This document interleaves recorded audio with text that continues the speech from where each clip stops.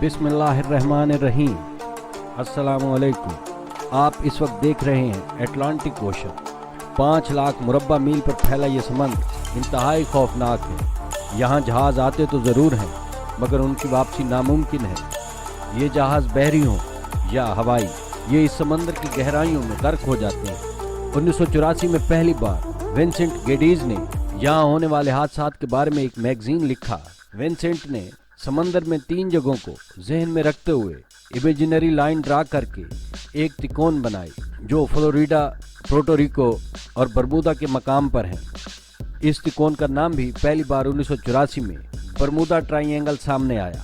फिर इसके बाद तो इस पर बहुत कुछ लिखा गया और हत्ता कि इस पर मूवीज़ भी बनाई गई, जिसमें यह भी दिखाया गया कि इस पर एलियंस का कब्जा है और यहाँ से इंसानों को अगवा करके अपने सैयारों पर भेज रही हैं, जहाँ इंसान पर एलियंस रिसर्च कर रहे हैं।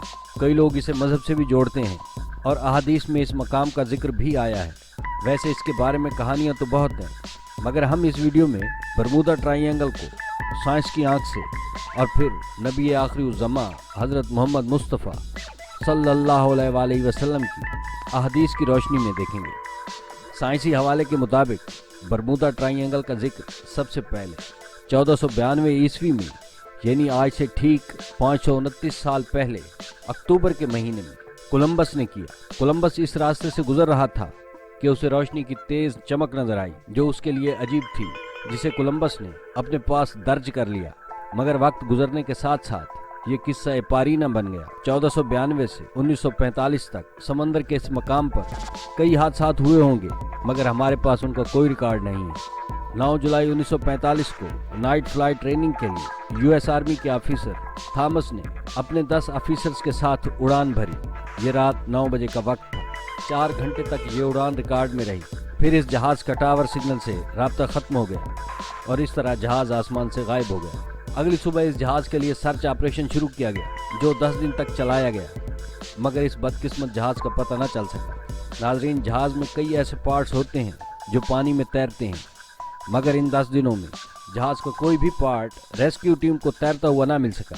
इस तरह यह हादसा एक मिस्ट्री बन गया। इस हादसे के 5 माह बाद टॉर्पीडो बमर्स के एक ग्रुप ने 15 क्रू मेंबर्स के साथ फ्लोरिडा के न्यूल एयर स्टेशन से उड़ान भरी। ये उड़ान नए एयर ऑफिसर्स की ट्रेनिंग के लिए थी। इस उड़ान में 28 साल कमांडर भी शामिल था।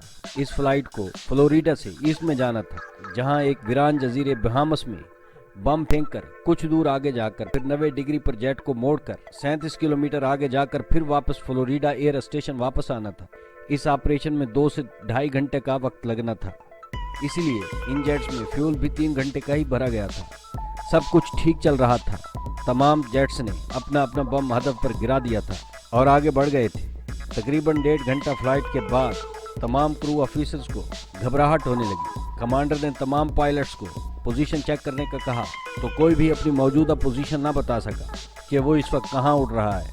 पायलट ने कमांडर को बताया कि मैं फ्लोरिडा एयर स्टेशन को फाइंड कर रहा हूँ, मगर जहाज़ के दोनों कंपास यानी कुतुबनुमा काम नहीं कर रहे। ये दोपहर के बाद 3:50 का वक्त था।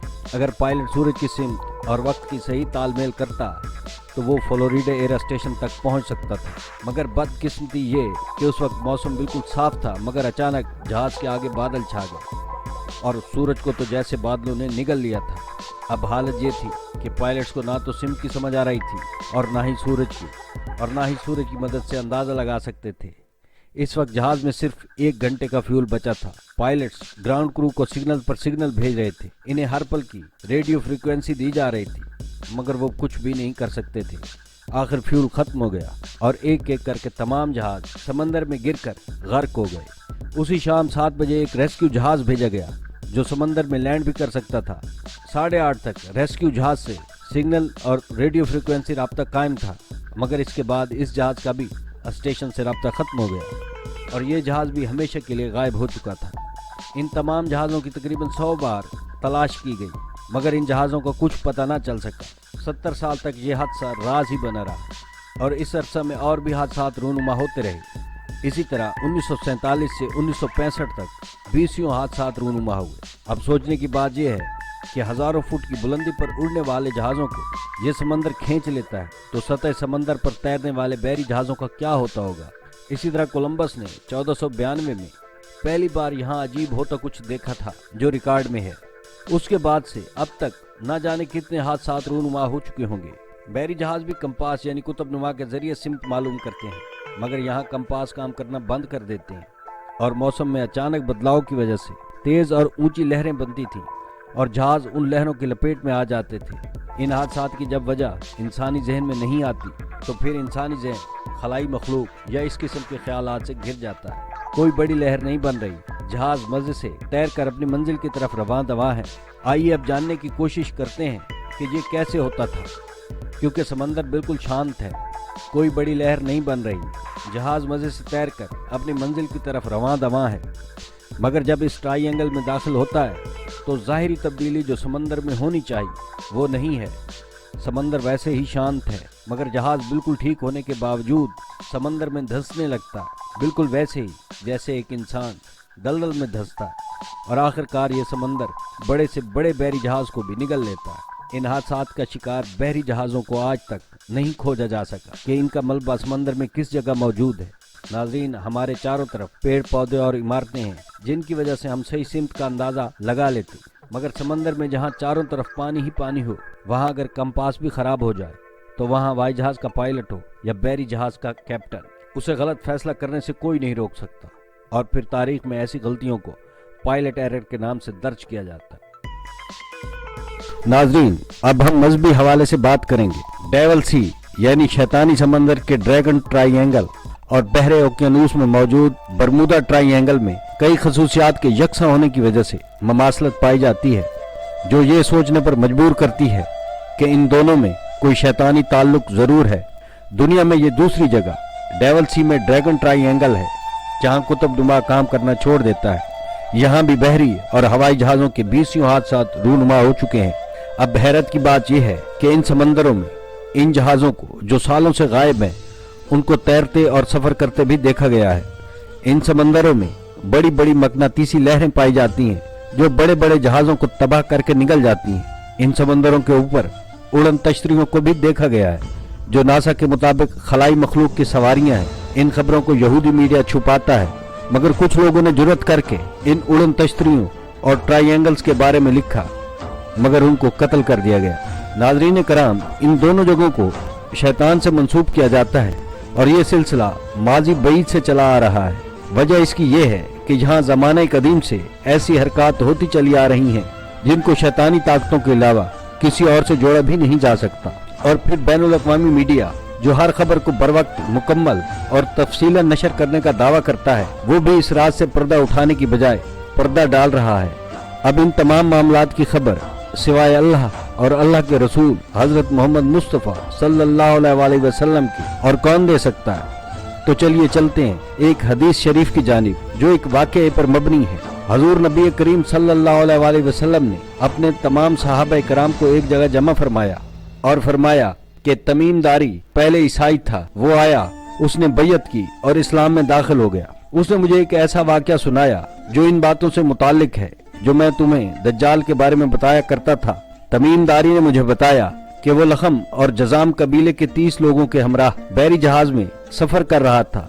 समुद्री लहरें तूफान की वजह से उन्हें 1 माह तक इधर उधर धकेलती रहीं, यहाँ तक कि वो एक जजीरे में जा पहुंचे। ये गरूब आफ्ताब का वक्त था। वो एक छोटी कश्ती में बैठकर जजीरे में दाखिल हुए। जब वो जजीरे में दाखिल हो रहे थे तो तमीमदारी बताता है कि हमें एक जानवर मिला जिसके जिस्म पर बहुत से बाल थे। बालों की कसरत की वजह से उसके मुंह और कमर का पता न चल रहा था। हमने कहा, तेरा नास हो, तू क्या चीज है? उस बालों वाले जानवर ने कहा, मैं जस्सासा हूँ। उन्होंने पूछा, ये जस्सासा क्या चीज है? जवाब मिला, ए लोगो, खानकाह यानी उस घर में मौजूद उस शख्स की तरफ जाओ, वो तुम्हारी बातें सुनने का बड़ी बेसब्री से इंतजार कर रहा है। हमें खौफ हुआ कि कहीं ये जानवर शैतान न हो और कहीं कोई नुकसान न पहुंचाए। फिर हम तेजी से चले और खानकाह में दाखिल हो गए। वहां हमने लंबे चौड़े कद काठ का एक आदमी देखा जिसकी टांगें जंजीर से बंधी थी और उसके हाथ गर्दन के साथ बंधे हुए थे। हमने कहा, तेरा नास हो, तू क्या चीज है? उसने कहा, मेरा तुम्हें बहुत जल्द पता चल जाएगा, पहले तुम बताओ कि तुम कौन हो। हमने कहा, हम अरब हैं। उसने कहा कि अच्छा, तो मुझे विसान के बाग के बारे में बताओ। तो हमने कहा, पूछो क्या पूछना चाहते हो। उसने कहा, ये बताओ कि उस बाग के दरख्तों पर फल आते हैं या नहीं। हमने बताया कि हाँ, उन दरख्तों पर फल उगते हैं। उसने कहा, मुझे तिब्रिया की झील के बारे में बताओ। हमने कहा, पूछो क्या पूछना चाहते हो। उसने कहा, क्या उसमें पानी मौजूद है। हमने बताया कि हाँ, उसमें बहुत सारा पानी मौजूद है। उसने कहा कि ये पानी बहुत जल्द खत्म हो जाएगा। फिर उसने कहा, मुझे ज़गर के चश्मे के बारे में बताओ, क्या उसमें पानी है, क्या लोग उसको इस्तेमाल करते हैं। हमने बताया कि हाँ, उसमें बहुत पानी है और लोग उससे अपने खेतों को सैराब करते हैं। फिर उसने कहा, मुझे मोहम्मद सल्लल्लाहु अलैहि वसल्लम के बारे में बताओ। हमने बताया कि वो अब मक्का से मदीना हिजरत करके जा चुके हैं। उसने पूछा कि क्या अरबों ने उनके साथ जंग की। हमने बताया कि हाँ। उसने फिर पूछा कि उस मोहम्मद सल्लल्लाहु अलैहि वसल्लम ने उनके साथ क्या सलूक किया। हमने बताया कि वो इर्द गिर्द के अरबों पर गालिब आ चुके हैं और अरबों ने उनकी अतात कबूल कर ली है। उसने कहा, क्या वाकई ऐसा हो चुका है। हमने कहा हाँ। फिर उसने कहा कि अरबों के लिए यही बेहतर था कि वो उसकी अतात कबूल कर लें। अब मैं तुम्हें अपने बारे में बताता हूँ। मैं दज्जाल हूँ, मुझे अनकरीब खरूज की इजाजत मिल जाएगी। नाज़रीन कराम, इस हदीस की रोशनी में ये बात तो साबित हो चुकी कि दज्जाल एक बेआबाद जजीरे में अपनी रिहाई का मुंतजिर है, जहाँ उसके शुरते जमीन पर होने वाले वाक़यात की लम्हा ब लम्हा रिपोर्टिंग कर रहे हैं। नाज़रीन करामी, हजूर नबी करीम सल्लल्लाहु अलैहि वसल्लम ने ये वाक़या सुनाने के बाद अपना आसा मुबारक हाथ में पकड़ा और 2 मरतबा मिंबर पर मारा और 2 बार फरमाया, ये तैबा है, ये तैबा है, यानी मदीने मुनव्वरा। दज्जाल ना तो शाम के समंदर में है, ना यमन के समंदर में, बल्कि मैं तुमको जिस तरह बताया करता था कि वो मशरिक में है, और नबी करीम ने मशरिक की तरफ इशारा भी फरमाया। ये वाक़या सही मुस्लिम की हदीस नंबर 7208 से लिया गया है। अब अगर जजीरा अरब से मशरिक की तरफ देखा जाए तो 2 जगह ही ऐसी हैं जिनको यूरोपियन और अमेरिकन भी शैतानी समंदर और जहन्नम का दरवाजा के नाम से पुकारते हैं। और हैरत की बात यह है कि दोनों का आखिरी सिरा अमेरिका से जा मिलता है। मशरिक बईद में बहरुल काहिल के बेआबाद जजायर हैं। इस समंदर को ही शैतानी समंदर यानी डेविल सी कहा जाता है। दज्जाल और बहरुल काहिल के बारे में अजीम मिस्री मुहक्किक ईसा दाऊद अपनी किताब बरमूदा मुसलस में लिखते हैं कि पहले दज्जाल बहरुल काहिल के बेआबाद जजायर में था और हजूर सल्लल्लाहु अलैहि वसल्लम के विसाल के बाद तक वो जंजीरों में जकड़ा हुआ था, मगर हजूर नबी करीम सल्लल्लाहु अलैहि वसल्लम के विसाल के बाद उसकी बेड़ियां टूट गईं और वो आजाद हो गया, मगर उसे खरूज की इजाजत नहीं थी। लिहाजा वो शैतानी समंदर यानी डेविल सी से शैतानी तिकोन यानी बरमूदा ट्राइएंगल तक राब्ते में है, जिसके करीब शैतानी तहजीब परवान चढ़कर नुक्ते अरूज तक पहुंचने ही वाली है। नाजरीन, वैसे तो कुर्ब क़यामत की निशानियों में दज्जाल के खरूज की बहुत सारी निशानियां हैं, मगर हम उन निशानियों पर बात करेंगे जो सही मुस्लिम शरीफ की हदीस में बयान होती हैं, जो 3 सवालात पर मबनी हैं जो दज्जाल ने हजरत तमीम दारी रज़ी अल्लाह ताला अन्हु से किए थे। ये निशानियां जैसे ही पूरी होंगी दज्जाल को खरूज की इजाजत मिल जाएगी। हजरत तमीम दारी से दज्जाल ने सबसे पहले बिसान के दरख्तों के फलों के बारे में पूछा था। बिसान दरअसल फलस्तीन में वाक़ एक बाग है जिसमें खजूरों के दरख्त थे, जिस पर अब यहूदी काबिज हैं, जो दज्जाल को अपना निजात दहिंदा मानते हैं। इसलिए उसके जल्द खरूज के लिए उन्होंने इस बाग पर कब्जा करके दरख्तों के साथ वो हशर किया है कि अब इन दरख्तों पर कोई फल नहीं लगता। इस तरह दज्जाल के खरूज की एक निशानी तो पूरी हो चुकी है। दूसरा सवाल दज्जाल ने तिब्रिया की झील के बारे में किया था। अब इस झील तिब्रिया पर भी यहूद का कब्जा है और हैरत की बात है कि इसका पानी भी बड़ी तेजी से खत्म हो रहा है। दज्जाल का तीसरा सवाल ज़गर के चश्मे के बारे में। ज़गर हजरत लूत अलैहिस्सलाम की साहबजादी का नाम है। हजरत लूत अलैहिस्सलाम की 2 साहबजादियां थी, रबा और ज़गर। रबा की वफात के बाद जब उन्हें दफन किया गया तो उनकी कब्र के करीब एक चश्मा था जिसका नाम चश्मा रबा पड़ गया। इसी तरह जब लूत अलैहिस्सलाम की दूसरी साहिबजादी ज़गर का इंतकाल हुआ और जब उन्हें दफन किया गया तो उनकी कब्र भी एक चश्मे के करीब बनाई गई। ज़गर की कब्र चश्मे के करीब होने की वजह से इस चश्मे को चश्मा ज़गर के नाम से पुकारा जाने लगा। ये चश्मा भी दज्जाली रियासत इसराइल में वाक़ है और इसका पानी खत्म होते ही दज्जाल को खरूज की इजाजत मिल जाएगी। नाजरीन गिरामी, एक और हदीस के मुताबिक जब ये निशानियां पूरी हो जाएंगी तो दज्जाल को किसी बात पर बहुत गुस्सा आएगा और वो गजबनाक होकर खरूज करके दुनिया के सामने आ जाएगा। अब वो किन बातों पर गजबनाक होगा ये गैब की बातें हैं। अल्लाह ताला हमें इस पुरफितन दौर में महफूज रख। इन निशानियों से तो महसूस होता है کہ اب दज्जाल के खरूज का दिन ज्यादा दूर नहीं। इस फितरे से बचने के लिए हमें अपनी ईमानी कुव्वत को बढ़ाना होगा, जिसके बाद हम हर बातिल से टकराने की ताकत हासिल कर लेंगे, चाहे वो दज्जाली यहूदी हो या फिर दज्जाल ही क्यों ना हो। अल्लाह ताला हमें उसवे रसूलुल्लाह सल्लल्लाहु अलैहि वसल्लम पर चलने की तौफीक अता फरमाए, आमीन। नाजरीन, वीडियो अच्छी लगे तो लाइक और शेयर जरूर कीजिएगा। वीडियो देखने का शुक्रिया।